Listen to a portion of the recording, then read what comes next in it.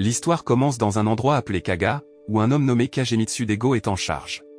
Sa femme, Nunokata, attend un bébé, et il souhaite vraiment que ce soit un garçon qui puisse reprendre son rôle de leader. Il est assez anxieux en attendant l'arrivée du bébé. Avant que sa femme accouche, la scène change, et nous voyons ce que Dego a fait plus tôt. Il est allé dans un temple appelé l'enfer de la salle et a passé un marché avec des démons là-bas. Dans l'accord, Dego a promis de renoncer à quelque chose de précieux en échange de la prospérité de son village et de son maintien au pouvoir. Il a fait cela parce que les habitants du village de Kaga souffraient de la pauvreté et d'une maladie mortelle, et il voulait les aider. Dego n'était pas sûr de ce que les démons demanderaient en échange de leur aide, ce qui le rendait anxieux quant à l'accouchement de sa femme. Même si un moine l'avait averti de ne pas aller de l'avant avec le pacte, il a ignoré l'avertissement et a décidé de nuire au moine parce qu'il pensait que le moine s'immisçait. Lorsque Dego a dit aux démons ce qu'il voulait, la foudre l'a soudainement frappé, laissant une marque de malédiction sur son front, en forme de X. Cette marque montrait qu'il avait effectivement passé un marché avec le démon, et c'était la même marque que celle du moine qu'il avait blessé plus tôt. En fin de compte, les inquiétudes de Dego se sont avérées fondées. Peu de temps après la naissance de son fils, la foudre a frappé le bébé, choquant tout le monde présent. Quand Dego a vu son bébé, il a été surpris parce que le bébé n'avait qu'un crâne et manquait d'yeux, de nez, d'oreilles, de mains et de pieds. Cependant, Dego était toujours heureux et a ri parce que cette condition signifiait que son marché avec le démon avait été accepté. Inopinément, Dego a dit à la sage-femme de se débarrasser de son fils, disant que le bébé n'était plus utile. Nue, la mère ne voulait pas que son fils soit jeté et a essayé de l'arrêter. Mais Dego s'en fichait et lui a dit qu'elle donnerait naissance à un autre enfant qui deviendrait son successeur. Quand la sage-femme était sur le point d'abandonner le bébé, elle n'a pas pu le supporter parce qu'elle a vu le visage du bébé rempli d'une forte volonté de vivre. Alors, à la place, elle a déposé doucement le bébé dans un bateau, espérant que quelqu'un d'autre le trouverait et en prendrait soin. Cependant, dès que le bébé a été envoyé, la sage-femme a soudainement été attaquée et mangée par un monstre qui la suivait depuis un moment. Peu de temps après, un vieil homme aveugle est apparu, et il pouvait sentir la présence du monstre. Il l'a rapidement vaincu et tué. À la suite de cet incident, le village de Kaga a commencé à prospérer parce que Dego avait sacrifié son fils, qui avait perdu 48 de ses organes au démon. Malheureusement, personne ne savait ce qui était arrivé à son fils, sauf un vieil homme aveugle nommé Biwamaru. 16 ans plus tard, nous rencontrons un homme nommé Juke qui voyage et aime mettre de faux membres sur les cadavres qui les ont perdus lors de guerre. Après un certain temps, quelqu'un a loué son travail, mais Juke a expliqué qu'il ne le faisait pas juste pour s'amuser mais pour devenir une meilleure personne. Dans un endroit différent, une jeune fille nommée Dororo est vue en train de vendre des choses. Peu de temps après, des voyous apparaissent parce qu'ils se sont rendus compte qu'elle vendait leurs affaires sans permission. Dororo s'enfuit rapidement lorsqu'elle réalise qu'ils l'ont repéré. Pendant ce temps, un jeune homme aide un garçon, mais celui-ci dit à sa mère que le visage de l'homme ressemble à une poupée.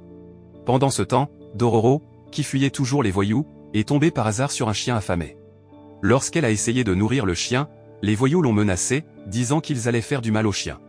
Dororo ne voulait pas que le chien souffre, alors elle a abandonné et a proposé de laisser les voyous lui faire du mal à la place. Néanmoins, Dororo a courageusement riposté contre les voyous en leur lançant des pierres, ce qui les a rendus furieux et blessés. Ils ont même essayé de la noyer dans la rivière. À ce moment-là, le jeune homme au visage de poupée est apparu sur un pont. Étrangement, il ne pouvait pas voir Dororo et les voyous mais sentait une présence maléfique près de la rivière. Lorsqu'ils ont regardé vers la rivière, ils ont vu un tas de boue qui s'est avéré être le monstre que le jeune homme surveillait. Le jeune homme a rapidement lâché ses deux fausses mains, qui tenaient deux épées, et il a commencé à combattre le monstre. Leur bataille était intense, mais à la fin, le jeune homme a vaincu le monstre de boue. Après le combat, Dororo était stupéfaite par le jeune homme parce qu'il était aveuglé et avait quand même réussi à vaincre le monstre avec une seule main tenant une épée. Soudain, le masque que le jeune homme portait est tombé, révélant que son visage, qui était auparavant sans peau, avait miraculeusement poussé de la peau. Cela a surpris Dororo.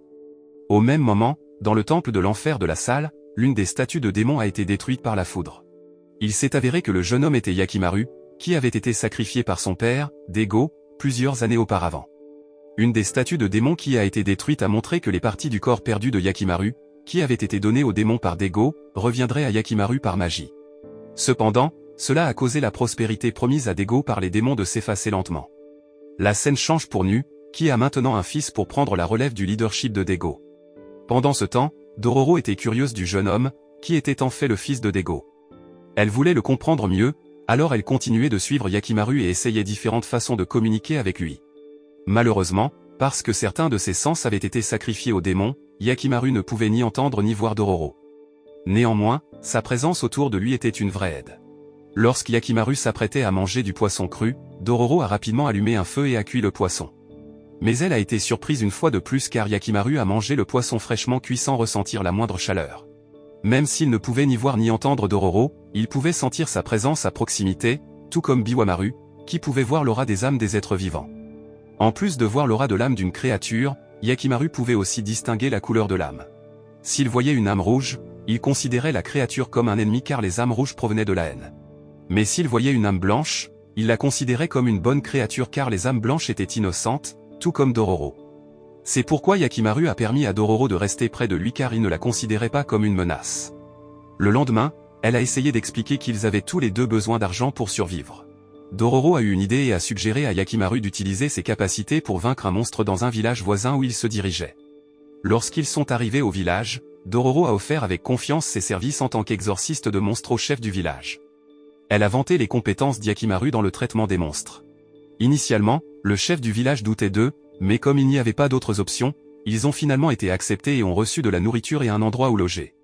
Pendant la nuit, alors qu'ils se reposaient, les lumières se sont soudainement éteintes, et un monstre avec une grosse tête est apparu et s'est approché d'eux. Dororo était effrayé et a exhorté Yakimaru à attaquer le monstre, mais il ne voulait pas lui faire de mal et la laisser partir. Peu de temps après, le chef du village est arrivé, donc Dororo a dû mentir et avouer qu'ils avaient pris soin du monstre. Le lendemain, Dororo et Yakimaru ont été invités à rencontrer la femme chef du village, Bande-sama, qui était la plus haute autorité du village. Quand ils sont arrivés là-bas, Yakimaru semblait prêt à lui faire du mal, mais Dororo l'a rapidement arrêté. Parce qu'Yakimaru avait tenté de faire du mal à Bande-sama, les villageois les ont tous deux enfermés, ce qui a frustré Dororo. Elle ne s'attendait jamais à ce qu'il fasse du mal à Bande-sama car elle pensait que Bande-sama était une personne amicale et gentille. Peu de temps après, Biwamaru est apparu et a mentionné qu'il avait vu Yakimaru. Cela a confondu Dororo, alors elle a demandé à Biwamaru comment il pouvait connaître Yakimaru, étant donné qu'il était aveugle. Biwamaru a expliqué qu'il pouvait percevoir les choses autour d'eux, même s'il ne pouvait pas les voir entièrement, juste par leur couleur. Par exemple, quand Dororo, Biwamaru et Yakimaru regardaient les choses, ils ne pouvaient les voir qu'en blanc. Mais Biwamaru a précisé que leurs sens étaient exceptionnellement aiguisés, encore plus que ceux des humains ordinaires. Peu après, une présence maléfique est soudainement apparue, et Yakimaru, la ressentant, s'est précipité pour y faire face. Biwamaru l'a rapidement suivi. À la surprise générale, la source de la présence était Bande-sama, et Biwamaru a expliqué que Bande-sama avait une aura rouge sombre, ce qui indiquait une nature démoniaque. Ensuite, il a révélé que Bande-sama s'était transformé en son véritable monstre et avait commencé à combattre Yakimaru. Étrangement, lorsque le monstre était dans une situation difficile, le chef du village l'a protégé et lui a permis de s'échapper. Cela a immédiatement poussé Yakimaru à poursuivre le chef du village. D'un autre côté, Dororo était contrarié par ce que le chef du village avait fait. Il s'est avéré qu'il avait protégé le monstre pour éviter qu'il ne mange les villageois. Il a également promis de fournir de la nourriture aux voyageurs passant par le village. Pendant ce temps, la bataille entre Yakimaru et le monstre de Bande-sama continuait dans la forêt jusqu'à ce qu'Yakimaru le batte enfin.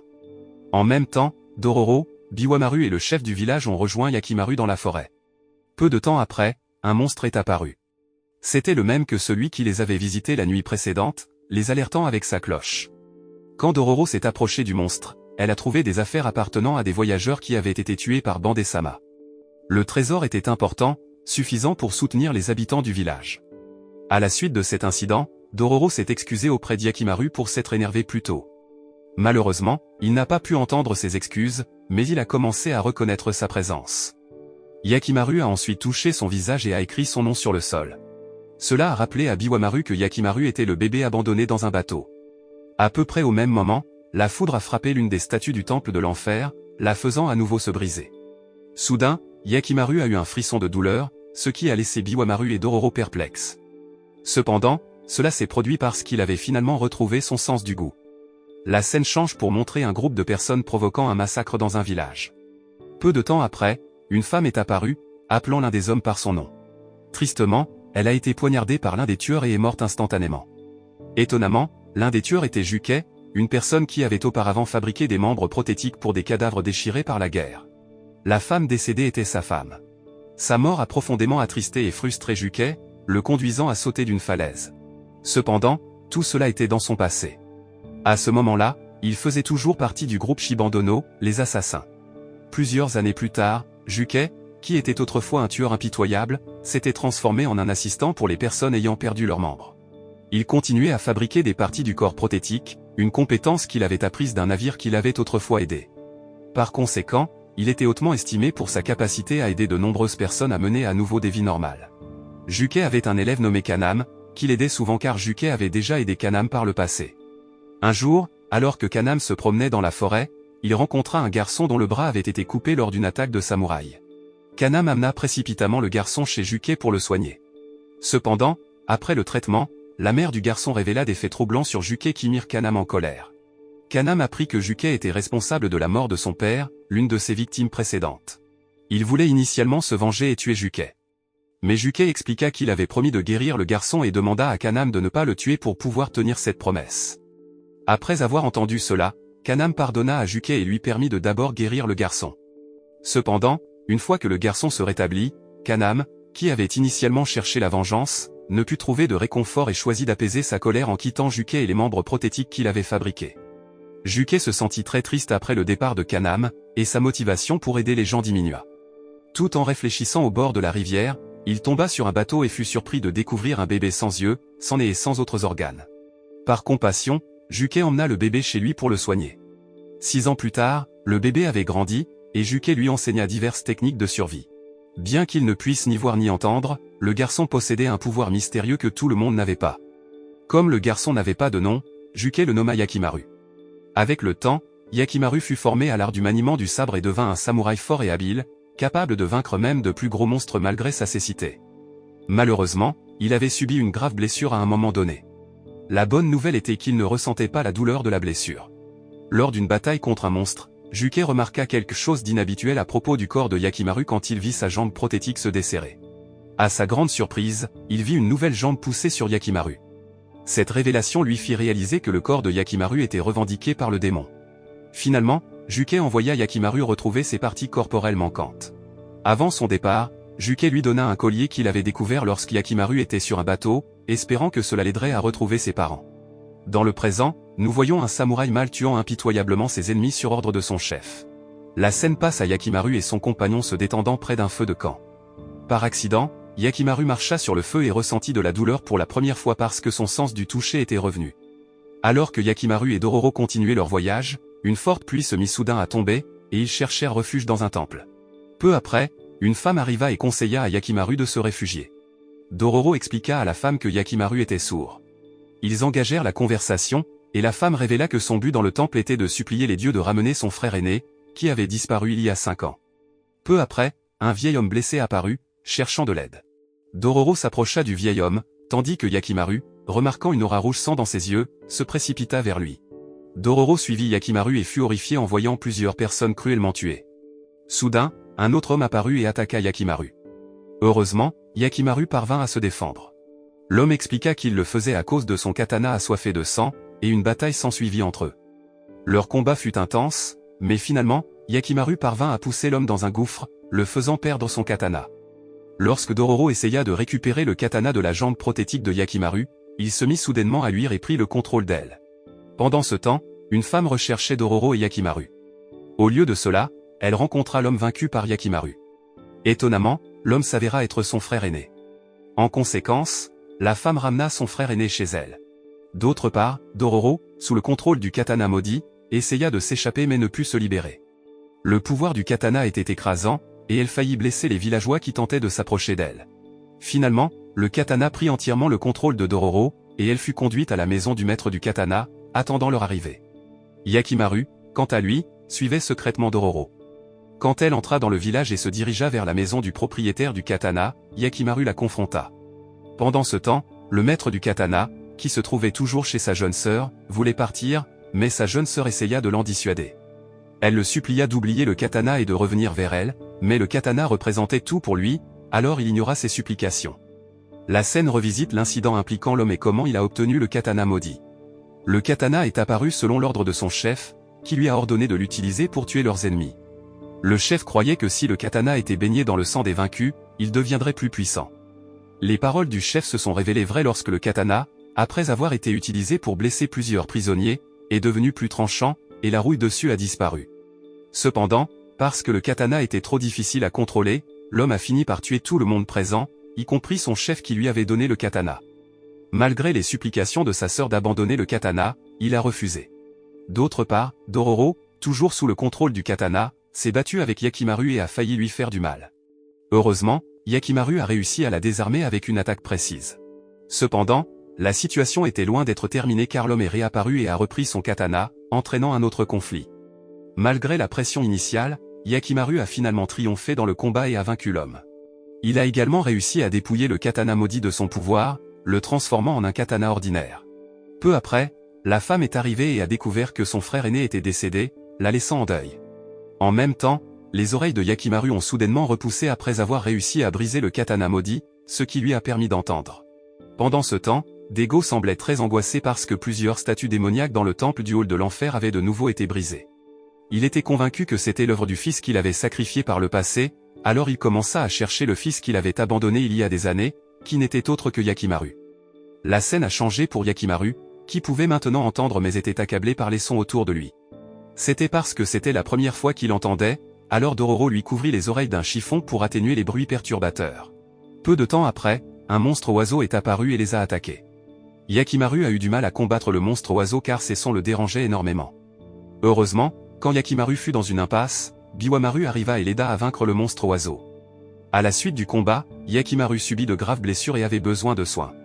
Cependant, Dororo était déçu de lui, croyant qu'il était devenu faible après avoir acquis la capacité d'entendre. Biwamaru expliqua que c'était normal car Yakimaru s'adaptait encore à entendre pour la première fois. Peu après, Yakimaru reprit conscience, semblant tourmenté par les sons qu'il entendait maintenant. Biwamaru a essayé de l'aider en lui expliquant les sons autour de lui, mais cela n'a pas fonctionné car Yakimaru n'y était toujours pas habitué. Le lendemain, alors que Yakimaru, Dororo et Biwamaru dormaient encore, Yakimaru se réveilla soudain en entendant quelqu'un chanter. Il suivit le son et trouva une fille nommée Mion dans la rivière. Curieux, Yakimaru essaya de s'approcher d'elle, mais en raison de ses problèmes de santé persistants, il finit par s'évanouir dans ses bras. Inquiète pour lui, Mion amena Yakimaru chez elle pour le soigner. Elle accueillit également Dororo et Biwamaru chez elle. Ils rencontrèrent des orphelins vivant avec Mion, car ils n'avaient ni parents ni proches pour s'occuper d'eux. Un des garçons expliqua que Mion devait dormir pendant la journée car elle travaillait comme domestique pour le clan Sakai pendant la nuit, et elle avait besoin de se reposer. Peu après, Biwamaru leur dit au revoir pour explorer les environs. L'histoire se déplace alors vers Daigo, qui veut attaquer le village où réside le clan Sakai. Cependant, l'un de ses gardes du corps a mentionné que leurs provisions alimentaires étaient insuffisantes en raison de la sécheresse dans leur village, ce qui a découragé Daigo. Pendant ce temps, Nu avait remarqué que la prospérité promise par le démon commençait à s'estomper, bien qu'il ne comprenne pas la raison. Pendant ce temps, alors qu'elle vérifiait l'état de Yakimaru, Mion remarqua que sa fièvre ne diminuait pas. Par conséquent, elle prit l'initiative de demander des médicaments à l'auberge du clan Sakai. D'autre part, Biwamaru, explorant la région, tomba inopinément sur un trou singulier avec un œil brûlant à l'intérieur. Quand Mion eut les médicaments et s'apprêtait à s'approcher de Yakimaru, elle se sentit mal à l'aise sous son regard. Elle était perplexe sur la façon dont il pouvait la regarder, même si elle savait qu'il était aveugle. Dororo essaya d'expliquer que Yakimaru ne pouvait voir que sous forme d'aura d'âme, mais Mion ne pouvait toujours pas saisir le concept. Soudain, Yakimaru toucha la bouche de Mion, indiquant qu'il voulait transmettre quelque chose. Dororo tenta de clarifier l'intention de Yakimaru, et il s'avéra qu'il voulait entendre Mion chanter car il trouvait sa voix très réconfortante. En entendant cela, Mion chanta de tout cœur, ce qui aida Yakimaru à devenir calme et à s'adapter à son sens de l'ouïe. Peu après, Biwamaru arriva et suggéra que l'endroit où il se trouvait pourrait servir de bon refuge en cas de guerre. Cependant, il mentionna que la région était habitée par des créatures démoniaques. Après avoir reçu cette information, Yakimaru se précipita vers cet endroit, bien qu'il ne se soit pas complètement remis. Pendant ce temps, Mion voulait les aider et décida de travailler dans le territoire ennemi pour recueillir des informations sur la prochaine guerre. Dororo, se sentant désolé pour Mion, voulut l'aider et partit à sa recherche. En même temps, Yakimaru et Biwamaru atteignirent le trou singulier. Peu de temps après, un monstre surgit du trou, les aspirant tous les deux à l'intérieur. Malgré la taille considérable du monstre, ils parvinrent à le vaincre grâce à leur coopération. Malheureusement, la jambe de Yakimaru a été blessée lorsque le monstre l'a mordu, mais après avoir vaincu le monstre, sa jambe est miraculeusement revenue. Cependant, sa voix est également revenue, et il a crié de douleur à cause de sa jambe sectionnée.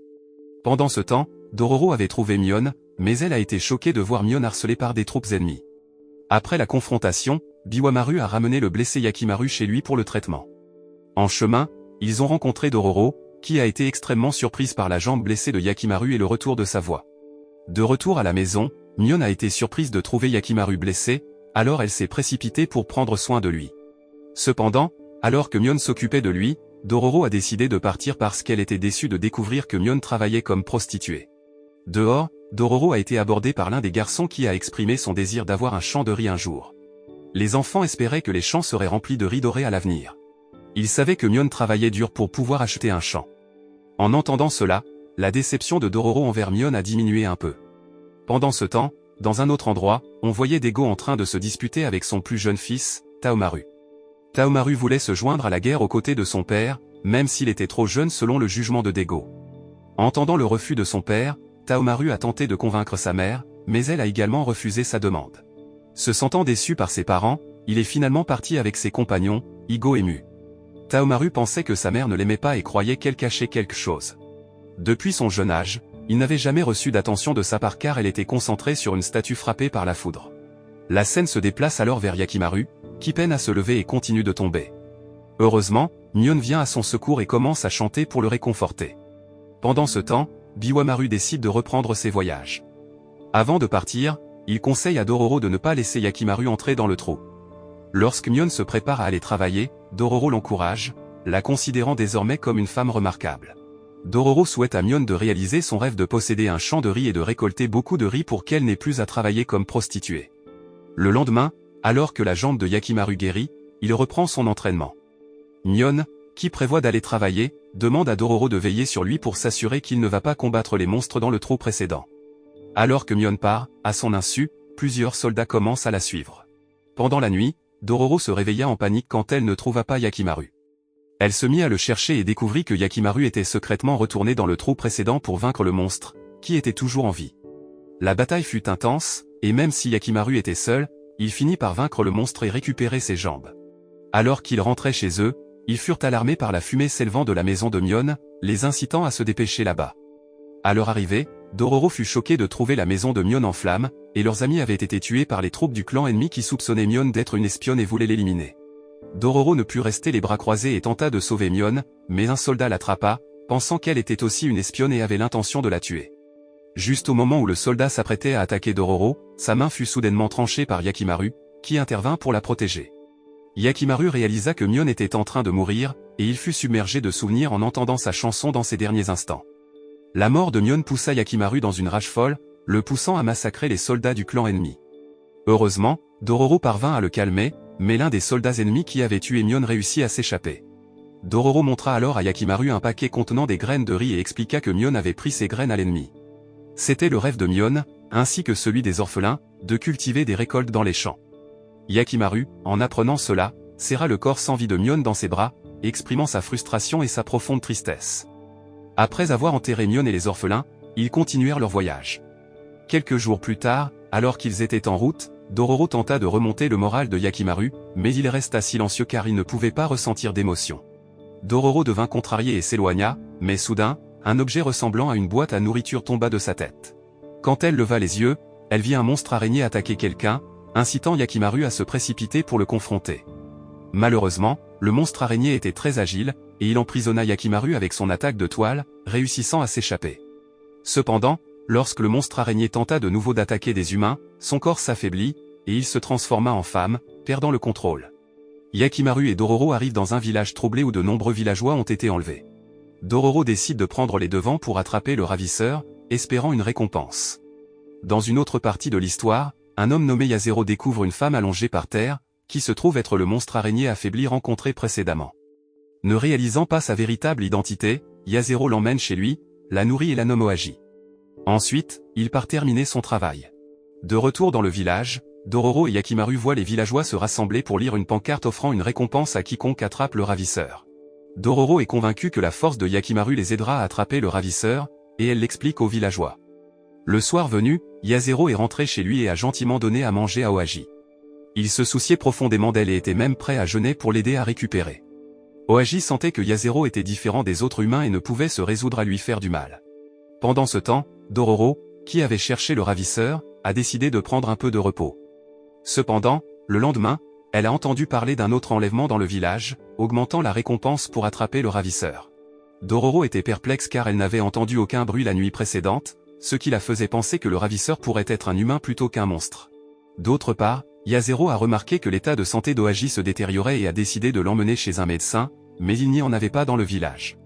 Alors, il a choisi de quitter le village à la recherche d'aide médicale. Pendant leur voyage, Dororo et Yakimaru ont rencontré Yazero et Ohaji. Dororo a expliqué qu'Ohaji était un monstre araignée et a averti Yazero de garder ses distances. À sa grande surprise, Yazero a protégé Ohaji et a avoué être le ravisseur, pas Ohaji. Soudain, les villageois ont attaqué Yazero par derrière car ils avaient entendu ses aveux. Ils ont décidé de le capturer, mais Ohaji est intervenu et a tué les villageois, buvant leur sang pour retrouver sa force. Elle a ensuite sauvé Yazero, et Yakimaru les a poursuivis. Alors que Yazero et Ohaji tentaient de fuir le village, ils ont été pris en embuscade par une volée de flèches des villageois en colère. Furieuse contre l'attaque, Ohaji s'est transformé en monstre araignée et a massacré les villageois. Heureusement, Yakimaru est arrivé juste à temps et a blessé Ohaji en lui tranchant la jambe. Cela l'a affaibli, et finalement, Ohaji et Yazero ont péri en s'étreignant. Malgré le dénouement tragique, Dororo était étonné d'apprendre qu'il existe des monstres capables de tomber amoureux des humains. À la suite de cet événement, ils ont poursuivi leur voyage pour affronter les monstres restants. La scène a changé, et un village s'est soudainement retrouvé couvert de cendres par un nuage sombre. C'était un signe d'avertissement que le village était en danger, alors le chef du village a ordonné aux habitants de préparer une mariée. Pendant ce temps, Yakimaru et Dororo, en voyage, ont rencontré un groupe de personnes escortant une mariée. De nulle part, un garçon est apparu, visant à tirer sur le groupe. Il s'est avéré être le frère cadet de la mariée, qui était marié à un monstre nommé Negozar pour protéger leur village. Il a pointé du doigt le nuage couvrant le village et a expliqué que Negozar était un monstre mangeur d'hommes qui apparaîtrait et dévorerait les villageois s'ils n'étaient pas apaisés avec un sacrifice de mariée. Dororo a décidé d'aider le garçon mais a demandé quelque chose en retour. Le garçon a promis de lui donner des chenilles et une pierre. Initialement déçu par la récompense, Dororo a changé d'avis lorsqu'elle a découvert que la pierre était en or. Le garçon s'est présenté comme Saru. Peu de temps après, Yakimaru, Dororo et Saru ont agi pour sauver la grande sœur de Saru. Cependant, lorsqu'ils ont essayé de l'emmener avec eux, elle a refusé, affirmant que c'était son choix car elle ne voulait pas que quelqu'un d'autre devienne la proie du monstre. Dororo les a rassurés, disant qu'ils n'avaient pas besoin de craindre le monstre car Yakimaru le vaincrait. Soudain, un nuage sombre les a recouverts, avalant les gardes avant de les recracher dans un triste état. Derrière le nuage, ils ont découvert un gigantesque monstre centipède. Dororo a ordonné à Yakimaru d'attaquer, mais il ne pouvait pas voir le monstre centipède à cause du brouillard épais. Pendant ce temps, le monstre centipède s'apprêtait à attaquer Saru, mais sa grande sœur s'est sacrifiée pour le sauver et a été dévorée par la créature. Le monstre centipède a alors dirigé son regard vers Yakimaru, mais un jet de gaz a jailli du sol, projetant le monstre loin.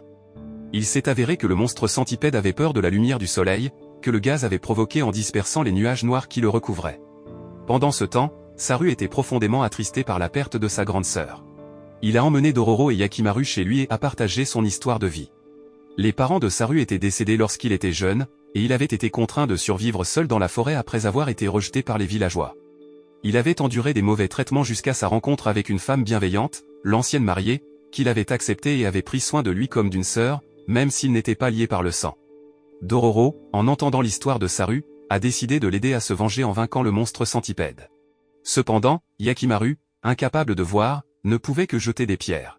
Bientôt, le nuage sombre est réapparu, beaucoup plus grand cette fois-ci. Saru et Dororo ont conçu un plan pour vaincre le monstre centipède sans l'aide de Yakimaru. Le lendemain, ils ont attiré le monstre centipède dans une zone inflammable. Une fois que le monstre était en position, Saru a lancé une attaque de flèches enflammées, enflammant la créature. Ils espéraient que la lumière du soleil finirait par tuer le monstre.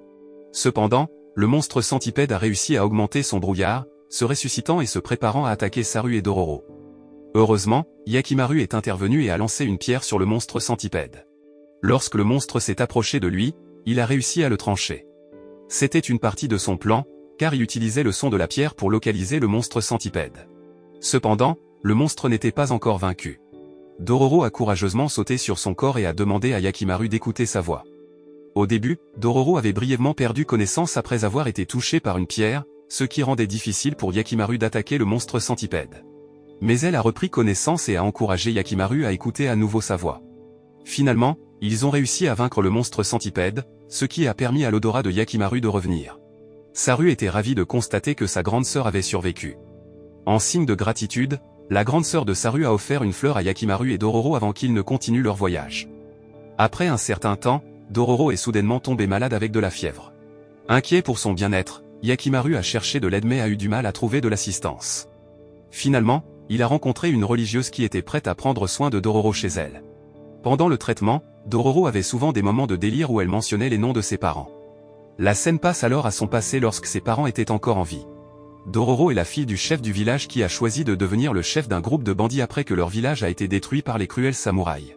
Son père, Bigoro, et sa mère, Ushida, étaient accompagnés d'un ami nommé Itachi et de plusieurs autres partisans. La jeune Dororo était connue pour sa nature bavarde et insistait souvent pour accompagner ses parents au combat, mais Ushida refusait toujours car elle était inquiète pour la sécurité de Dororo, qui était encore très jeune. Un jour, l'armée de samouraïs a attaqué inopinément les bandits, mais Bigoro et son groupe ont réussi à sortir victorieux. Après la bataille, ils ont continué leur voyage à la recherche d'autres groupes de samouraïs pour piller leurs trésors. Cependant, un différend est survenu entre Bigoro et Itachi pendant leur voyage. Itachi avait manqué de respect envers Ushida et avait même suggéré que Bigoro et ses camarades devraient rejoindre les samouraïs au pouvoir. Cela a mis Bigoro en colère, se sentant trahi par la proposition d'Itachi après ce que les samouraïs avaient fait à leur village. Le lendemain, ils ont tenté de piller un groupe de samouraïs au repos, comme le suggérait Itachi. Cependant, lorsque Bigoro a ordonné l'attaque, les samouraïs étaient déjà prêts et ont retourné la situation contre eux. De nombreux bandits ont été blessés, et il s'est avéré que tout cela faisait partie du plan d'Itachi, il avait trahi Bigoro. Heureusement, Itachi a épargné la vie de Bigoro et a laissé partir Dororo et ses parents. Après cet incident, Dororo et ses parents se sont retrouvés dans une situation difficile.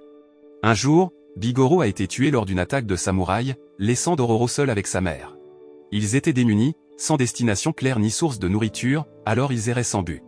Finalement, un homme les a informés d'un endroit où des gens fortunés distribuaient de la nourriture aux pauvres.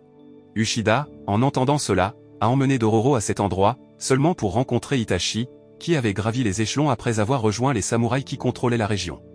Rempli de colère, Dororo l'a attaqué avec une pierre, mais Itachi a choisi de ne pas riposter. Soudain, le chef a annoncé que la distribution de nourriture touchait à sa fin, provoquant une ruée chaotique alors que les gens se pressaient pour obtenir des rations.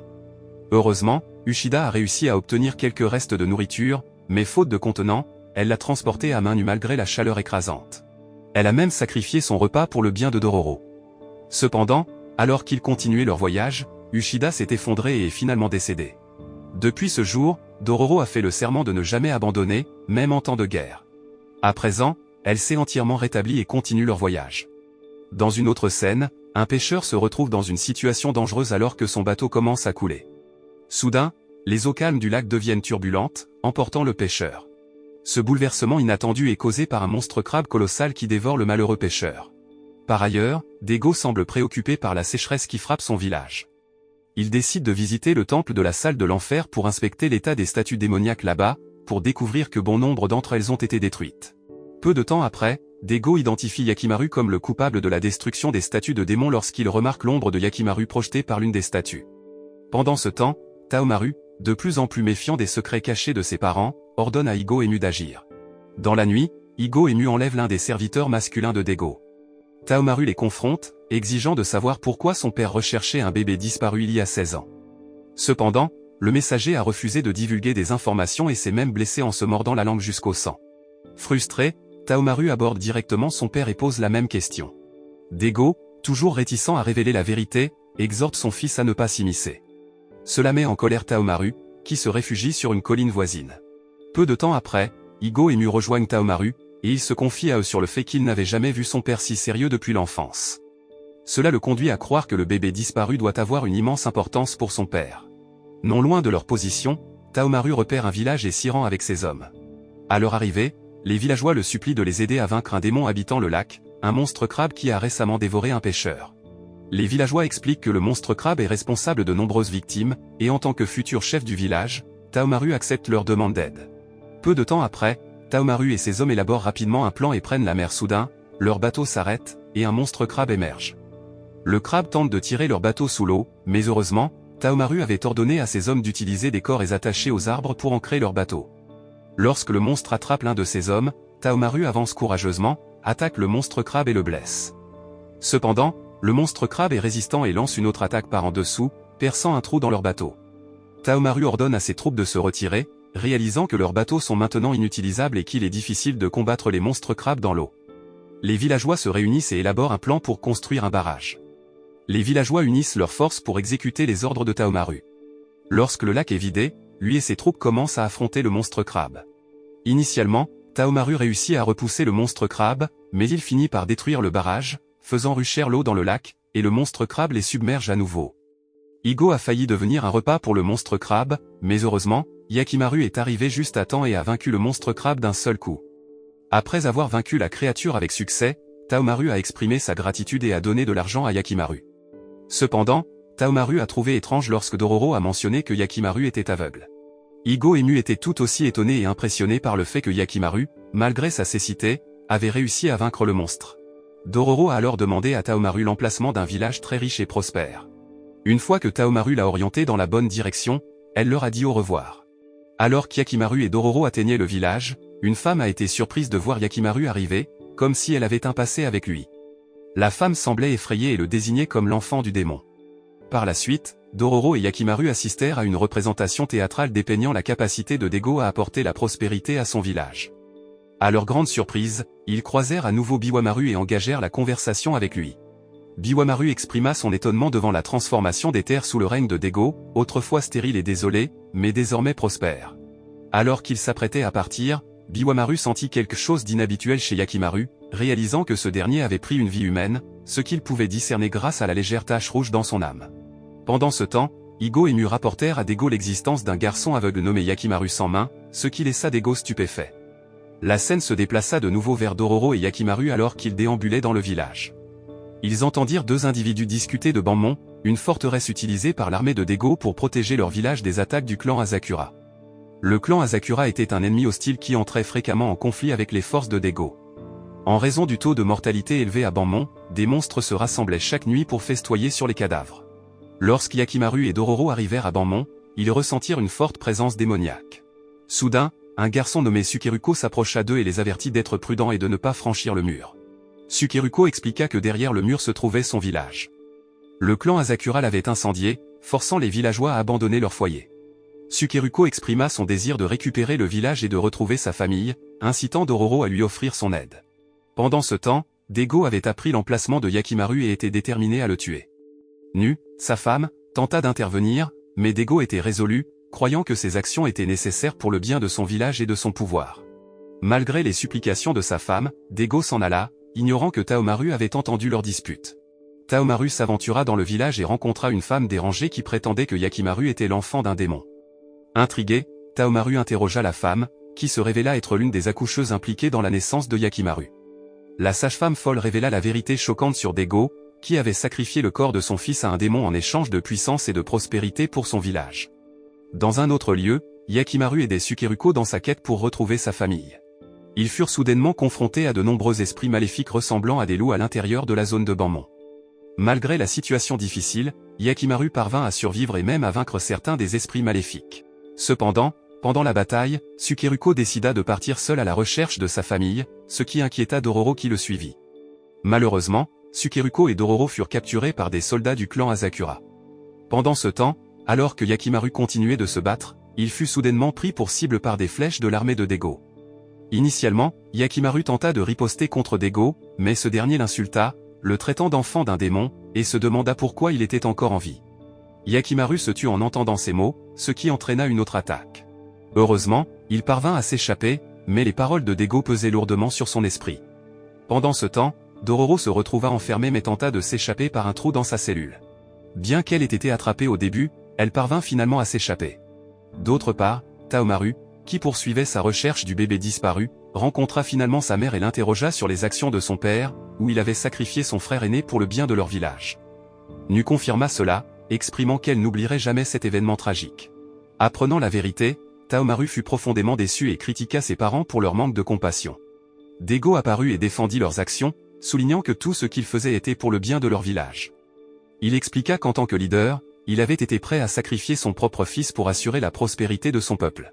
Sans un tel sacrifice, leur village aurait péri à cause d'une sécheresse prolongée et d'une épidémie dévastatrice. Peu de temps après, Yakimaru arriva à la résidence de Dego, mais ce dernier le reçut avec des mots durs. En revanche, Nu s'adressa à Yakimaru comme à son fils, bien qu'elle ne l'ait pas vu depuis qu'il était bébé. Cependant, Yakimaru dut partir brusquement alors qu'il était attaqué par des flèches. En voyant cela, Taomaru se mit en colère contre Dego pour avoir tenté de tuer son frère aîné. Dego répondit avec colère, se demandant si Taomaru voulait que leur peuple endure les mêmes épreuves qu'ils avaient endurées dans le passé, marquées par des sécheresses récurrentes et des épidémies. Taomaru se tut une fois de plus.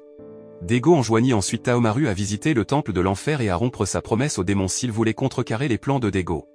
Pendant ce temps, au fin fond de la forêt, Yakimaru continuait de méditer sur ses parents. Soudain, Dororo informa Yakimaru de toute urgence qu'il devait secourir Sukeruko et les autres prisonniers, qui étaient en danger d'être tués par le clan Asakura. Sur un autre front, un groupe de guerriers de Dego se rassembla et se prépara au combat.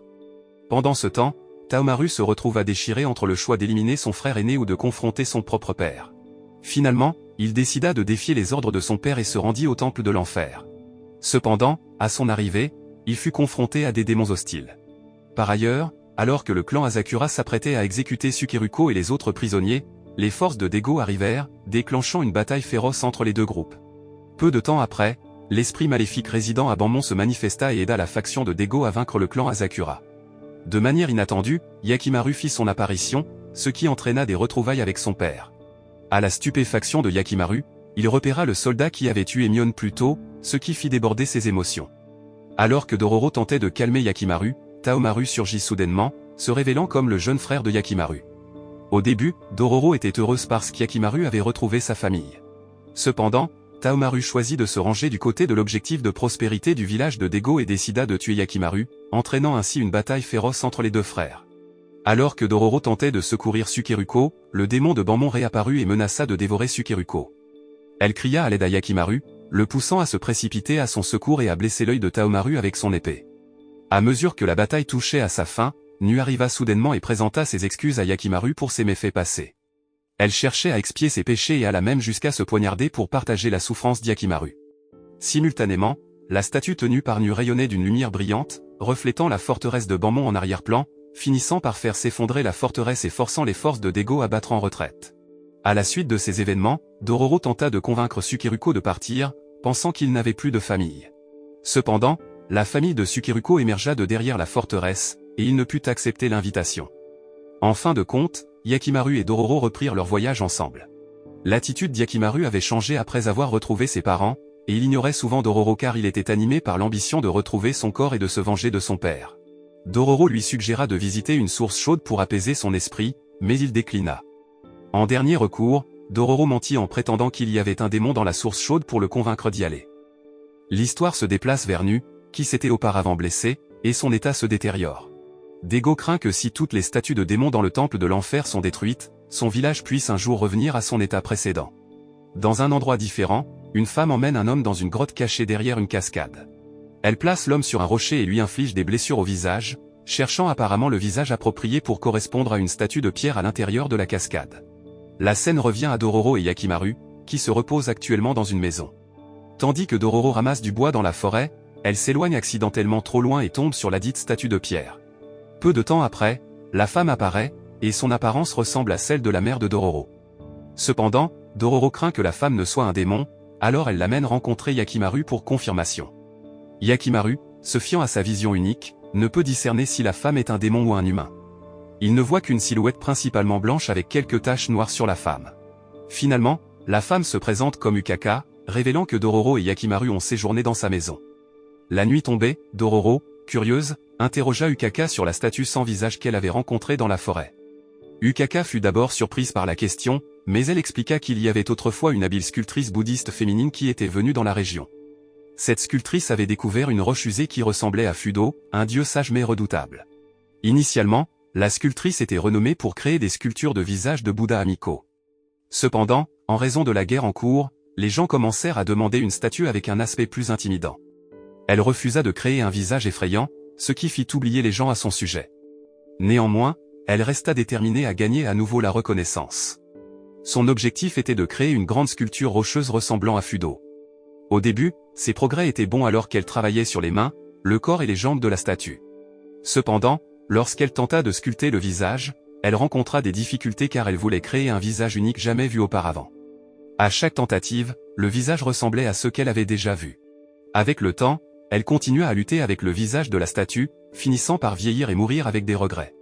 Après le dîner, Dororo, se sentant connecté à Ukaka, lui demanda si elle serait d'accord pour être appelée mère par Dororo. Gracieusement, Ukaka accepta, et Dororo la serra enfin dans ses bras comme une figure maternelle. Alors que Dororo s'endormait sur les genoux d'Ukaka, elle continua son récit. Après que la sculptrice soit décédée, la statue est devenue un refuge pour un démon. Ce démon visait à achever le travail de la sculptrice et l'avait ramenée à la vie, lui ordonnant de trouver un humain pour réparer leur visage. Étonnamment, la sculptrice n'était autre qu'Ukaka elle-même, et elle avait la capacité de changer son apparence et sa voix pour imiter quelqu'un de connu par sa victime. Bien qu'Ukaka ne montre aucun intérêt pour le visage juvénile de Dororo, il s'est avéré qu'elle était intéressée par le visage d'Yakimaru depuis le début. Elle les avait empoisonnés à travers la nourriture qu'elle fournissait. Ukaka emmena ensuite Yakimaru à la cascade pour un rituel sacrificiel. Heureusement, Dororo comprit ce plan et se précipita derrière eux. À son arrivée, elle tenta de confronter Ukaka mais eut du mal à le faire. Peu de temps après, Yakimaru reprit conscience et tenta d'attaquer Ukaka, réalisant que la statue était le véritable démon. Il tenta de détruire la statue mais fut jeté dans l'eau quand celle-ci contre-attaqua. Alors qu'il était submergé dans l'eau, Yakimaru vit de nombreuses personnes sacrifiées par Ukaka. Quand il ressurgit en haut de la cascade, elle avait pris l'apparence de la mère d'Yakimaru dans une tentative de le tromper. Malheureusement, le plan d'Ukaka échoua car Yakimaru n'avait jamais vu le visage de sa mère. Cependant, elle parvint à le capturer, ayant l'intention d'utiliser son apparence pour compléter la sienne. Pendant ce temps, Dororo retint Ukaka et lui donna quelques conseils, lui disant qu'elle n'avait pas besoin d'un visage parfait tant qu'elle avait un nez, une bouche et des yeux. En entendant les paroles de Dororo, Ukaka se tut, mais soudain, la statue lui fit du mal, la faisant se désintégrer en poussière et périr. Cependant, Yakimaru attaqua le visage de la statue, faisant ainsi disparaître le démon qui s'y trouvait. Après cet événement, Dororo et Yakimaru poursuivirent leur voyage vers les sources chaudes. En chemin, ils rencontrèrent à nouveau Biwamaru et un groupe de garçons. Cela agaça Dororo, mais les garçons virent accidentellement son dos, révélant une image ressemblant à une carte. Ils réalisèrent bientôt que l'image n'apparaissait que lorsque Dororo était exposé à l'eau chaude. L'histoire revisita alors le passé de Dororo, où son père avait prévu sa propre mort. Il voulait informer sa femme d'une carte révélant les trésors qu'ils avaient pris aux samouraïs. Cependant, sa mère craignait de divulguer le secret, alors elle suggéra de dessiner la moitié de la carte sur son dos et l'autre moitié sur le dos de Dororo. De cette façon, aucun d'eux ne pouvait voir la carte complète. À présent, Dororo ne se soucie plus vraiment du trésor car son principal objectif est d'aider Yakimaru à retrouver son corps. Cependant, Biwamaru lui dit que la carte sur son corps est assez significative. Il mentionne même que la carte a le pouvoir d'influencer les gens et de changer le monde. Cela laisse Dororo perplexe. Alors que Dororo et Yakimaru poursuivent leur voyage, ils entendent soudainement la voix d'une femme, les exhortant à prendre soin de quelqu'un. Peu après, un esprit féminin apparaît, leur demandant de prendre soin de son bébé, puis disparaît. Yakimaru ne réagit pas beaucoup car il sent que l'esprit de la femme n'est pas un démon. Alors qu'ils poursuivent leur voyage, Dororo et Yakimaru découvrent un temple délabré. En explorant les lieux, l'esprit de la femme rencontrée plutôt guide Yakimaru vers quelque chose sous le temple. Il découvre un bassin de liquide, qui se révèle être du kérosène. Dororo soupçonne que l'endroit a été détruit par le feu. Au même moment, le bébé mentionné par l'esprit féminin réapparaît, mais quelqu'un d'autre arrive, et le bébé disparaît à nouveau. Ce nouvel arrivant est un homme nommé Sabam, le chef du village, et il semble assez suspect. Yakimaru remarque une tache rouge dans l'aura d'âme de Sabam, mais il n'est pas sûr si Sabam est un démon ou non. Ensuite, Sabam les invite à dîner chez lui et leur propose un endroit où passer la nuit. Pendant qu'ils mangent, Dororo interroge Sabam sur le temple qu'ils ont vu brûler, mais tout le monde se tait dès qu'elle le mentionne. Sabam explique qu'il y avait autrefois une religieuse au temple qui recueillait des enfants orphelins. Cependant, au lieu de les traiter gentiment, elle les maltraitait et les torturait. Les orphelins étaient soumis à un dur labeur et à la torture, et lorsque la religieuse avait besoin d'argent, elle les vendait même. Tragiquement, le temple a été frappé par la foudre, provoquant un incendie qui a brûlé la religieuse et les orphelins. En entendant cette histoire, Yakimaru et Dororo réalisent que l'esprit féminin qu'ils ont rencontré plus tôt était la religieuse. Cependant, Dororo ne pouvait pas comprendre pourquoi il y avait des preuves d'une fuite de pétrole au temple s'il avait été détruit par la foudre. Plus tard, alors qu'ils dormaient, une énorme chenille entra soudainement dans leur chambre. Yakimaru se réveilla juste à temps pour la repousser, parvenant même à la blesser. Cependant, un papillon géant apparut et emporta la chenille blessée. Le lendemain, Dororo se promenait dans le village et remarqua que tout le monde était amical et gentil avec elle. Une grand-mère l'invita même à manger des gâteaux d'Ango avec elle et sa petite fille. Cependant, quand Dororo interrogea la grand-mère sur le temple brûlé, quelque chose d'étrange se produisit. La grand-mère se mit soudainement à agir bizarrement et s'éloigna. Même les gens qui avaient été amicaux lui lançaient maintenant des regards étranges et sinistres. D'un autre côté, Yakimaru, qui avait des soupçons sur Sabam, décida de le suivre. Malheureusement, il fut attrapé par Sabam alors qu'il était sur une colline. Pendant ce temps, Dororo tomba sur un temple dans la forêt et essaya d'entrer. Il s'avéra être un lieu de stockage pour le riz utilisé par les villageois. Elle trouva ensuite un sous-sol dans le temple, mais alors qu'elle tentait d'entrer, certaines personnes la poussèrent et la enfermèrent à l'intérieur. Pendant ce temps, Sabam continuait de partager l'histoire de son village avec Yakimaru. Autrefois, son village ressemblait à un enfer vivant. Les villageois souffraient de la faim, se faisaient voler leurs biens et ne pouvaient pas s'occuper de leur culture en raison des nombreux animaux sauvages qui ravageaient leurs champs. Un jour, Sabam rencontra Ayakashi, un démon qui offrit de faire prospérer son village. Cependant, Ayakashi exigea une âme humaine en sacrifice en retour.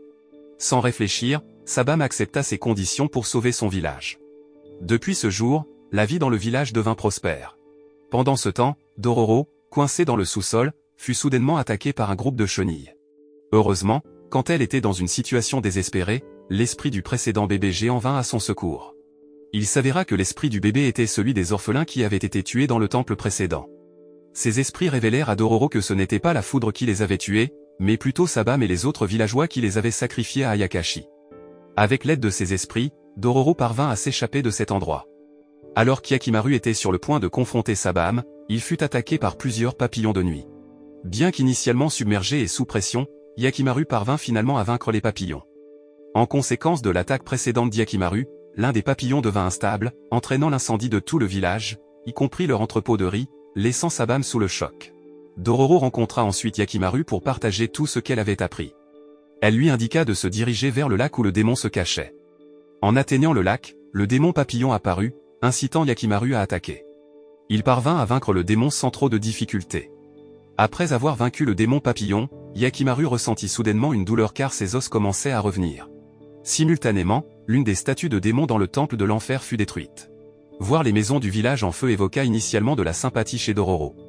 Cependant, Yakimaru avait une perspective différente, il était uniquement concentré sur le fait de tuer tous les démons pour retrouver son corps et se venger. Cela déçut énormément Dororo, laissant à penser qu'Yakimaru devenait comme les démons eux-mêmes. Par conséquent, elle décida de se séparer de lui. Pendant leur voyage, Itachi et ses troupes apparurent soudainement. Leur intention était de trouver une moitié d'une carte au trésor que Dororo aurait supposément sur son corps. Elle admit qu'elle n'avait pas la carte et montra même son dos nu, expliquant que la carte n'apparaîtrait que lorsqu'elle serait exposée à l'eau chaude. Cependant, Itachi resta sceptique et l'emmena quand même avec eux. Au milieu de la forêt, Itachi révéla qu'il connaissait la carte depuis longtemps et avait même profané la tombe de sa mère. Dororo fut furieuse de cette révélation mais ne put prendre aucune mesure contre lui. Le lendemain, Itachi emmena Dororo là où le trésor était censé être caché. Il croyait que seul Dororo connaissait l'emplacement exact du trésor. Ils cherchèrent un bateau pour atteindre leur destination mais trouvèrent un village qui semblait avoir été pillé, avec des bateaux endommagés. Bientôt, un homme s'approcha et leur offrit un bateau. Dororo tenta de mettre en garde Itachi contre l'homme, le trouvant suspect. Cependant, Itachi ignora ses conseils et accepta l'offre. Alors qu'ils traversaient les eaux, ils furent choqués de découvrir deux requins tirant leur bateau. L'homme prétendit que les requins étaient sa famille. Cet homme était même prêt à sacrifier sa propre main pour nourrir ses requins. Il expliqua qu'après avoir offert ses mains, les requins ne désiraient plus rien d'autre et ne désiraient que de la chair humaine. Par conséquent, il tua tout le village pour nourrir ses requins. Il devint clair qu'il les avait pris dans l'intention de les utiliser comme nourriture. Il ordonna à ses requins d'attaquer, ce qui entraîna la mort de la moitié des troupes d'Itachi. L'homme partit, laissant l'un de ses requins pour surveiller Itachi, Dororo et les soldats restants.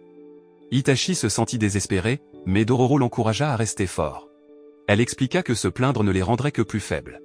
Elle avait grandi seule et n'avait jamais plaint, même lorsqu'elle était confrontée à des expériences de quasi-mort. Dororo sauta alors dans l'eau, ayant l'intention de s'utiliser comme appât.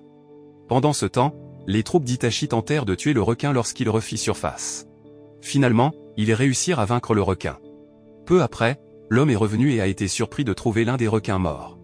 Itachi et ses troupes ont alors lancé une attaque féroce contre l'homme, le laissant gravement battu. Itachi a insisté pour que Dororo lui remette à nouveau sa carte. À sa grande surprise, il a découvert que Dororo était une fille lorsqu'il lui a enlevé ses vêtements. Bientôt, ils ont remarqué la carte sur le dos de Dororo, et Itachi l'a copiée avant de la laisser derrière lui. Pendant ce temps, l'homme, bien qu'il soit encore en vie, cherchait à se venger de son requin mort. La scène passe à Jukai, qui va qu'à ses occupations. Un vieil homme s'approche de lui et l'encourage à arrêter ses efforts apparemment futiles. Soudain, un démon apparaît, mais au lieu d'attaquer Jukai, il s'en prend au vieil homme. À sa grande surprise, Yakimaru arrive et bat le démon. Cette rencontre surprend et ravit Juke, qui attendait depuis longtemps de rencontrer Yakimaru. Il emmène Yakimaru dans sa grotte, où il est stupéfait d'apprendre qu'Yakimaru peut parler et entendre. Yakimaru partage avec Juke l'histoire de la personne qui a sacrifié son corps, d'Ego Kagemitsu, le chef du village de Kaga et son père. Juke est profondément choqué et se sent responsable d'avoir libéré Yakimaru dans un monde de souffrance. Lorsqu'Yakimaru demande à Juke des jambes prothétiques, Juke fait semblant d'accepter mais détruit secrètement les jambes prothétiques pour empêcher Yakimaru de continuer à se battre. Il sait qu'Yakimaru a non seulement tué des démons mais aussi certains humains. Pendant leur conversation, le sol au-dessus d'eux s'effondre soudain, scellant l'entrée de la grotte. La scène change, et nous voyons Taomaru, dont la personnalité a subi un changement significatif depuis sa défaite par Yakimaru lors de leur précédente bataille.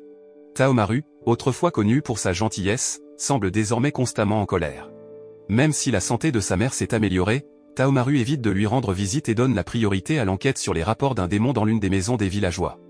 Il arrive rapidement sur les lieux. En entrant dans la maison avec ses hommes, il rencontre un démon rat, qu'il tue promptement avant de brûler la maison. Pendant ce temps, Yakimaru continue de creuser son chemin hors de la grotte tout en recevant les conseils de Juke. Juke est curieux des motivations d'Yakimaru pour chasser les démons, à quoi Yakimaru répond qu'il désire uniquement récupérer son propre corps. Peu de temps après, Yakimaru réussit à s'échapper de la grotte, mais il est confronté au même groupe de démons qu'auparavant. Ces démons surgissent d'un arbre devant la grotte. Yakimaru les bête et détruit le cœur de l'arbre. Suite à cela, Juke décide de se séparer d'Yakimaru, se souvenant de la mention par Yakimaru de quelqu'un qui a disparu avec lui et doit être retrouvé. Juke croit que cette personne, qui a été aux côtés d'Yakimaru, est mieux équipée pour le protéger et le guider, et cette personne n'est autre que Dororo. Ainsi, Juke se lance dans un voyage pour retrouver Dororo. D'autre part, après avoir vaincu le démon rat, Taomaru reçoit l'ordre de son père de tuer Yakimaru, qui est censé être sur une île. Sur l'île, il rencontre un homme qui a un lien étroit avec les requins. Cet homme est furieux parce qu'Itachi et ses soldats ont tué l'un de ses requins domestiques nommé Saburomaru. L'homme commande à son requin survivant, Jiromaru, de venger la mort de Saburomaru. Après avoir reçu les ordres de son maître, le comportement de Jiromaru change, et il nage vers le continent pour attaquer les soldats d'Itachi. Il se transforme en démon et menace Dororo. Heureusement, Yakimaru arrive juste à temps pour tuer le démon. Après avoir vaincu le démon, Yakimaru s'excuse auprès de Dororo de l'avoir laissé et exprime son intention de se réunir avec elle. Cependant, il ressent soudain une douleur alors que l'une de ses jambes se régénère. Malheureusement, l'homme qui possédait le requin est toujours en vie, mais Yakimaru et Dororo décident de le laisser derrière eux alors qu'ils continuent leur quête pour retrouver Itachi. Pendant ce temps, Itachi, qui a localisé le trésor, est pris au dépourvu par plusieurs pièges qui coûtent la vie à plusieurs de ses hommes. À proximité, Yakimaru et Dororo sont surpris par l'arrivée de plusieurs navires se dirigeant vers l'île. Ces navires appartiennent au groupe de Taomaru, déterminés à retrouver Yakimaru. En arrivant sur l'île, Taomaru ordonne à ses hommes d'éliminer tous ceux qu'ils rencontrent. Entendant cela, Dororo cherche rapidement un endroit où se cacher, tandis que certains membres du groupe d'Itachi sont malheureux et doivent être tués car ils sont découverts par les soldats de Taomaru. Inopinément, Dororo croise Itachi en se cachant, et ils unissent leurs forces pour distraire les troupes de Taomaru, les empêchant de s'approcher du trésor qu'ils cherchent. Ils craignent que si les forces de Taomaru découvrent le trésor, ils soient emportés. Après avoir réussi à exécuter leur plan, ils prévoient de s'échapper discrètement. Cependant, ils sont finalement repérés par les troupes de Taomaru. Cela conduit à une autre bataille entre Yakimaru et Taomaru, tandis que Dororo est emmené en sécurité par Itachi. Au début, Yakimaru avait l'avantage dans le combat, mais Igo et Mu arrivent pour soutenir Taomaru et parviennent à prendre le dessus, cassant même l'épée d'Yakimaru et le battant presque. Pendant ce temps, malgré l'intention initiale d'Itachi de voler le trésor de Dororo, il la traite avec gentillesse et n'a pas l'intention de la tuer. Il respectait son père, qui avait été son ancien chef. Malheureusement, en fuyant, Itachi était déterminé à revenir pour le trésor, malgré les avertissements de Dororo. Sa ténacité lui a valu d'être blessé par plusieurs flèches. En voyant cela, Dororo a paniqué et a accidentellement laissé tomber les statues contenant le trésor, décidant de les abandonner complètement. Lorsque Dororo a tenté de secourir Itachi, l'homme qui possédait le requin est arrivé sur une colline tenant une torche et a déclenché une explosion. Cela a forcé Taomaru, qui était en plein combat avec Yakimaru, à battre en retraite. Dans le chaos, Dororo a accidentellement découvert les affaires de son père à cause de l'explosion. Malheureusement, Itachi a perdu la vie en protégeant Dororo de l'explosion. Pendant ce temps, Yakimaru, qui a survécu à l'explosion, s'est précipité pour retrouver Dororo et l'a finalement trouvé dans une grotte où le trésor de son père était stocké. Dororo se souvint des paroles antérieures de Biwamaru sur la manière dont son trésor pouvait impacter les gens et changer le monde. Cependant, incertaine de la signification de ces paroles, elle décida d'emporter une partie de ses trésors avec eux pour leur voyage. Après avoir voyagé pendant un certain temps, Yakimaru et Dororo arrivèrent dans un village et s'enquirent d'un forgeron nommé Monetsuna. L'épée d'Yakimaru avait été endommagée lors de son combat avec Taomaru. Étrangement, un homme du village décrivit Monetsuna comme un pauvre forgeron avec une fille laide. Cependant, lorsque Dororo approcha de la maison de Monetsuna, ils constatèrent que la description de l'homme était totalement différente de la réalité. La fille de Monetsuna, Okawa, était exceptionnellement belle. Néanmoins, le comportement inhabituel d'Yakimaru rendit Okawa mal à l'aise. Okawa informa son père de l'arrivée de Dororo et Yakimaru. Monetsuna les invita à un temple pour la purification et la bénédiction de l'épée d'Yakimaru. Inopinément, alors qu'ils étaient en plein dans leur prière, un démon se matérialisa soudainement et jeta un sort à Yakimaru. Après avoir été affecté par la magie du démon, le comportement d'Yakimaru prit un tournant complet. Il commença à dire des choses opposées à ce qu'il disait habituellement. Yakimaru dit à Dororo qu'il ne voulait plus être avec elle et avait abandonné la recherche de son corps. Il accepta même d'être accompagné par Okawa, ce qui contraria fortement Dororo. Étrangement, les paroles et les actions de Dororo changèrent également. Malgré son agacement, elle se plia à tout ce qu'Yakimaru et Okawa disaient. Elle finit par les quitter, se sentant perplexe face à la situation. Le lendemain, à la surprise de tous, Okawa exprima son désir d'épouser Yakimaru et invita les gens à assister à leur mariage. Dororo fut à la fois choquée et en colère, mais elle donna à contre-ségur sa bénédiction à l'union, ce qui rendit Okawa très heureuse. Dororo, ne comprenant pas ce qui se passait, prit ses distances avec eux et alla parler à Monetsuna. Pendant sa conversation avec Monetsuna, Dororo partagea sa frustration au sujet de la situation. Elle remarqua quelque chose d'étrange se produisant autour d'elle. Quand elle parlait à Monetsuna, qui était loin du sanctuaire, elle disait ce qu'elle pensait. Cependant, quand elle était près de la maison d'Okawa, qui était proche du sanctuaire, ses paroles contredisaient ses véritables sentiments. Dororo décida d'enquêter sur le temple pour vérifier s'il y avait des démons, et ses soupçons se révélèrent justes. Elle repéra un démon reposant sur le toit du temple et parvint à le faire tomber en lui lançant une pierre. Peu de temps après, Yakimaru et Okawa arrivèrent au temple, et Yakimaru avait l'intention d'affronter le démon. Cependant, il fut frappé par la magie du démon, le forçant à cibler Dororo. Heureusement, Monetsuna intervint et vainquit le démon, le forçant à battre en retraite. Okawa réalisa finalement que les étranges événements étaient le résultat de l'influence d'un démon. Elle décida d'annuler son mariage avec Yakimaru. Pendant ce temps, un autre jeune homme proposa à Okawa, et elle accepta, ce qui conduisit à leur mariage. Pendant ce temps, Yakimaru, armé de sa nouvelle épée, poursuivit son voyage. En résumé, Dororo ressentit de la joie en traversant une forêt aux arbres d'automne rouge vif. Alors qu'il dégustait des fruits, Dororo expliqua les différentes saisons du monde, l'été, l'automne, le printemps et l'hiver. Elle exprima son admiration pour l'automne, espérant qu'un jour Yakimaru puisse vivre toutes ces saisons. Peu de temps après, un homme nommé Sabota les aborda, prétendant être un chasseur de démons comme Yakimaru. Cependant, son motif était la vengeance pour la mort de sa mère aux mains d'un démon, contrairement à Yakimaru, qui cherchait à retrouver son corps. Dororo et Yakimaru se méfièrent du comportement de Sabota. Il les conduisit à l'endroit du démon, et finalement, le démon apparut. Dororo fut stupéfaite de voir que le démon avait un corps ressemblant à divers animaux, notamment à un tigre. Yakimaru se lança dans un combat contre le démon tigre. Cependant, pendant le combat, Sabota se retourna contre Yakimaru, révélant que son plan était de manipuler le démon tigre pour tuer à la fois Yakimaru et Dororo. Sabota expliqua que le fait d'être témoin des victimes du démon tigre l'aidait à combler le vide dans son cœur. Peu après, le démon tigre reprit son attaque contre Yakimaru, les entraînant tous deux dans leur chute. Revenons maintenant à l'histoire de Sabota. Dans le passé, il était une personne au cœur bon qui aimait profondément sa mère. Il la portait chaque jour pour l'aider à se déplacer. Tragiquement, un jour, un démon tigre attaqua et dévora sa mère, laissant Sabota brisée. Pour aggraver les choses, les habitants de son village ont commencé à l'insulter et à le traiter d'échec en tant que samouraï parce qu'il n'avait pas pu protéger sa mère. Un jour, quelques hommes du village approchèrent Sabota, lui demandant de venger la mort de sa mère. Au lieu de cela, ces hommes furent tués et mangés par le démon tigre. À partir de ce moment-là, Sabota ne put trouver de réconfort qu'en étant témoin des victimes du démon tigre. De retour au présent, Yakimaru et Dororo sont sauvés par Biwamaru, qui apparaît de nulle part. Après ce sauvetage, Yakimaru part affronter le démon tigre et parvient à le vaincre, malgré la collaboration de Sabota avec le démon. Malheureusement, vaincre le démon tigre ne lui rend pas ses parties de corps, le laissant déçu. Finalement, Yakimaru réalise que certaines de ses parties de corps sont à l'intérieur du corps de Dego, ce qui le pousse à partir à la recherche de Dego pour récupérer ses parties de corps manquantes. Maintenant, parlons d'un village dans les terres de Dego. Ce village était en difficulté. Une étrange maladie se propageait, et leur culture ne poussait pas bien en raison d'un manque de pluie. En même temps, Yakimaru se dirigeait vers Daigo, mais il est tombé sur des espions du clan Asakura et l'un des partisans de Daigo. Pendant ce temps, Daigo venait de recevoir des nouvelles concernant une maladie mortelle dans l'un des villages qu'il gouvernait. Étonnamment, il prit une décision draconienne. Il ordonna à ses hommes de brûler le village infecté pour empêcher la maladie de se propager. Il ordonna même que ceux qui étaient malades soient tués et que les personnes en bonne santé se joignent à l'effort de guerre. De plus, ils reçurent l'instruction de prendre quelques chevaux pour la guerre. Peu après, les hommes de Daigo, qui avaient croisé Yakimaru, signalèrent sa présence dans le territoire. En entendant cela, Taomaru demanda à son père la permission de prendre en charge la tâche de vaincre Yakimaru. Taomaru était confiant qu'avec l'aide de ses amis, il pourrait le battre. Daigo accepta, mais il fit secrètement surveiller Taomaru par quelques hommes. À un autre endroit, Dororo demanda à Yakimaru ce qu'il ferait s'il rencontrait ses parents.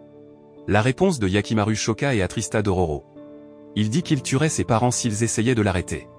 Pendant ce temps, Taomaru, Igo et Mu étaient pressés de partir, mais Mu cachait une maladie à Taomaru car il ne voulait pas le décevoir. Plus tard dans la soirée, Mu se confia enfin à Taomaru sur leur passé. Ils avaient été victimes de la guerre et avaient été emprisonnés.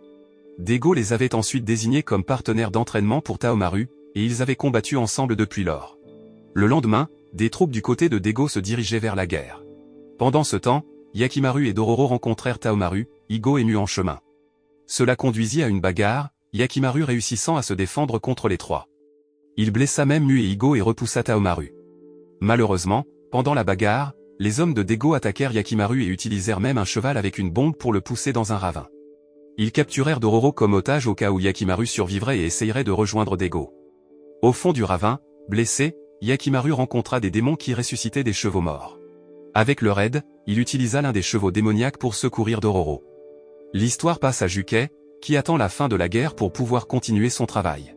Il voit Dororo amené par quelques soldats de Daigo mais ne réalise pas que Dororo est toujours avec Yakimaru. Pendant ce temps, Taomaru rend visite à Igo et à Mu et découvre que Mu est malade. Taomaru veut entrer dans la chambre de Mu, mais ce dernier refuse et demande à Taomaru de rester à l'écart. Mu explique que, en raison de ses blessures et de sa maladie, il pourrait ne plus être en mesure de combattre aux côtés de Taomaru. Il demande à Igo de protéger Taomaru en son absence. Taomaru, se sentant triste, ordonne à ses hommes de tuer Yakimaru. D'autre part, Dororo est retenue prisonnière par les soldats de Daigo et tente de s'échapper. Inopinément, Nu arrive et la libère. Nu remercie Dororo de l'avoir accompagné tout ce temps. Cependant, lorsque Dororo tente de partir, Nu revient et veut se joindre à elle. Nu espère retrouver Yakimaru et demander pardon pour ses actions passées. Elle est même prête à être tuée par lui s'il ne peut pas lui pardonner. Alors qu'ils voyagent sur un bateau, le courant de la rivière devient rapide et difficile à contrôler. Malheureusement, ils rencontrent une barrière en bois, ce qui les fait chavirer. À un autre endroit, Nu avait quitté sa chambre, et Igo et Taomaru le cherchaient. Pendant ce temps, Dororo se réveilla et se retrouva dans le même village qui avait été incendié par les hommes de Daigo à cause d'une épidémie. Elle avait été sauvée par Biwamaru, qui était également dans le village. Dororo commença à chercher Nu, qui aidait certains villageois. Alors que certains villageois étaient heureux de l'assistance de Nu, d'autres étaient en colère car son mari avait brûlé leur village et avait tué ceux qui étaient malades. À la frontière du village, Yakimaru, chevauchant le cheval démoniaque, pénétra dans le territoire de Daigo et attaqua quiconque se dressait sur son chemin. Plus tard, Dororo et Nu entendirent des nouvelles sur les troupes de Daigo se dirigeant vers le village et un démon attaquant. Ils soupçonnaient qu'il pouvait s'agir de Yakimaru, et leurs soupçons furent confirmés lorsqu'ils le virent, lui et son cheval démon, attaquer violemment les troupes de Daigo. D'autre part, Nu s'était rendu au temple du hall des enfers, ayant l'intention d'offrir son corps au démon en échange de la protection du village avec son âme. Peu après, Taomaru et Igo arrivèrent pour assister au contrat démoniaque de Mu. Cependant, après que Mu eut conclu le pacte, rien ne se passa car l'accord ne pouvait être accompli qu'avec le corps de Yakimaru. Soudain, la foudre frappa la région, provoquant quelque chose d'inhabituel. Pendant ce temps, après que Yakimaru eut vaincu les troupes de Daigo, il partit à la recherche de Dororo. Mais il fut surpris de rencontrer Taomaru et ses troupes, qui possédaient désormais des parties du corps de Yakimaru. Taomaru avait 3 yeux, et ces parties du corps leur avaient été données par un démon dans le hall des enfers. On leur avait ordonné de tuer Yakimaru pour remplir leur accord. Conscient de cela, Yakimaru était furieux et déterminé à récupérer son corps. Une autre bataille s'ensuivit entre lui et Taomaru. Heureusement, Yakimaru parvint à vaincre une fois de plus Taomaru, demandant à plusieurs reprises le retour de son corps. Peu de temps après, le cheval démoniaque de Yakimaru tua Mu et Igo, ce qui lui rendit ses mains. Cependant, Taomaru, affligé par la perte de ses 2 camarades, chercha à les venger en essayant de tuer Yakimaru. En plein combat, Yakimaru décida de fuir pour éviter que sa mère et Dororo ne soient témoins du combat. Leur confrontation se poursuivit sur la rive de la rivière, où Yakimaru prit le dessus. Finalement, Taomaru choisit de battre en retraite et de retourner au palais. Pendant ce temps, à la suite de la récente bataille de Yakimaru, Dororo et quelques villageois réalisèrent qu'ils ne devaient plus compter sur les samouraïs. Dépendre des samouraïs signifierait leur donner le contrôle de leur vie. Ils décidèrent de se lever et de survivre grâce à leur propre force sans dépendre des autres. La scène change pour Taomaru, qui vient d'arriver au palais. Il ordonne à tout le monde de partir pour qu'ils puissent se battre librement. Daigo est occupé par son combat contre les troupes du clan Asakura et ne peut pas envoyer de renfort à Taomaru. Après un certain temps d'attente, Yakimaru et Taomaru s'engagent enfin dans une nouvelle bataille. Dororo, Nu, Biwamaru et Juke poursuivent leur voyage vers le palais pour intervenir dans leur combat. La bataille entre Yakimaru et Taomaru est intense, menant même à un incendie dans le palais. Avec le temps, Yakimaru prend le contrôle de ses émotions et décide de ne pas tuer Taomaru. Taomaru réalise qu'il ne peut pas vaincre Yakimaru. Cependant, la dernière statue démoniaque du hall des enfers réagit, provoquant chez Taomaru une perte de contrôle presque totale. Heureusement, il parvient à retirer ses 2 yeux supplémentaires, qui étaient soudainement apparus sous terre. Avant que l'objet mystérieux ne puisse apparaître complètement, Yakimaru le poignarda rapidement, ce qui lui fit récupérer instantanément ses globes oculaires, et l'objet disparut. Après la fin de la bataille, Nu et Juke arrivèrent pour le sauver. Auparavant, Nu avait étreint Yakimaru, et Juke lui avait donné une statue de la déesse de la protection, similaire à celle que Nu avait vénérée auparavant. Pour la toute première fois, Yakimaru put voir et reconnaître le visage de sa mère. Dororo vint l'aider à quitter le palais. Yakimaru fut étonné par le monde qu'il découvrait pour la première fois et complimenta le visage de Dororo, qu'il trouva magnifique. Pendant ce temps, Nu, Juke et Taomaru étaient toujours dans le palais, même s'ils s'effondraient autour d'eux. On ne sait pas s'ils sont vivants ou morts. La nouvelle parvint à Daigo, mais il choisit de l'ignorer et continua sa campagne militaire. Simultanément, la dernière statue démoniaque dans le temple du hall des enfers fut détruite. Cela conduisit à une perte importante de troupes pour Daigo et à des difficultés pour repousser les troupes du clan Asakura qui attaquaient. À un autre endroit, Dororo rassembla les économies de son père pour aider les villageois. Pendant ce temps, Yakimaru, qui avait toujours des affaires non résolues avec Daigo, le rencontra enfin au temple du hall des enfers. Au début, il envisagea de tuer Daigo, mais il décida finalement de ne pas le faire car il réalisa que Daigo n'était pas un démon, et il avait déjà récupéré ce qui lui appartenait légitimement. L'anime se termine avec Yakimaru conseillant à Daigo de ne pas céder à la cupidité et de ne pas devenir un démon. À la suite de cela, Yakimaru reprit son voyage aux côtés de Dororo. Donc, la morale de l'histoire est que lorsqu'on fait affaire avec des démons, il faut toujours lire les petites lignes, sinon on risque de manquer de quelques morceaux lors des réunions de famille.